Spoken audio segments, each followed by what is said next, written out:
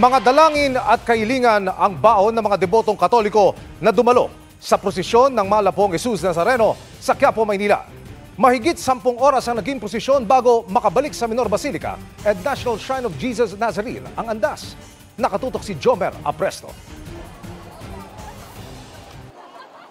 Ganito kakapal ang tao kagabi sa naging prosesyon ng Poong Jesus Nazareno sa Quiapo Church sa Maynila kagabi. Sa dami ng mga deboto, halos mapuno ang paligid ng simbahan kaya iisipin mong panahon ito ng pista ng Nazareno. Bawat isa sa kanila may bitbit na hiling at pasasalamat sa Poon. At para maipakita ang kanilang debosyon, ang iba sumama sa mismong prosesyon. Pero marami rin ang pinili na lamang abangan ng andas sa mismong tapat ng simbahan at sa kahabaan ng Quezon Boulevard. May ilan na nagdala ng mga sapin para makapagpahinga kahit papaano habang hinihintay ang pagbalik ng Poon sa simbahan. Mayroon ding mga nagbaon ng pagkain at sariling tubig para makatipid. Ang 79 years old na si Nanay Milita galing pa ng Navotas at nagpasama lamang sa anak ng kanyang kaibigan. Dati raw siyang sumasama sa prosesyon pero dahil may edad na, inabangan na lang niya sa simbahan ang pagbalik ng andas. Taon-taon po ako nagpupunta rito. Mga siguro 10 taon na mahigit ako nagpupunta dito. Sana po yung bigyan ako ng malakas na katawan, mahaba pang buhay. Kasi ako marami po akong apo na inaalagaan. Ayon sa pamunuan ng simbahan, alas 11:20 kagabi nang inilabas sa simbahan ang imahen ng Poong Jesus Nazareno. Mas maaga ito ng mahigit 40 minuto kumpara sa oras na dapat sana ay alas 12 pa ng hating gabi.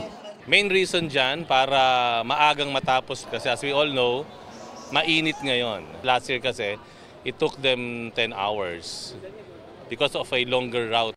Nagkaroon daw ng ilang pagbabago sa andas para masiguro ang kaligtasan ng imahen at ng mga deboto. Dinagdagan ng perforation yung mga butas, yung andas, no? Para hindi of course, diba nagkakaroon ng parang moist sa loob. Yung dulo ng cross sa likod, mas maiksi. Mas maiksi yung nakalabas ngayon. No? To avoid talaga yung sumasampa. Yung talian ng lubid.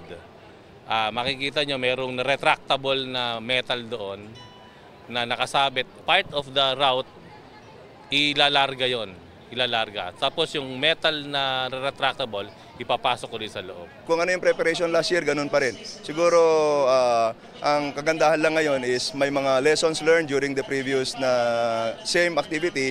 So yun yung mga pinag-aralan, ginawan ng appropriate na interventions. Ang deployment natin ng PNP personnel for the safety and security coverage ay more or less 3,000 na PNP personnel. Nadagdagan lang ng konti. Halos nasa 2,600 sila last year. Sabi ng mga deboto, huyat man ang kanilang inabot, ang mahalaga, nasilayan nila ang Poon.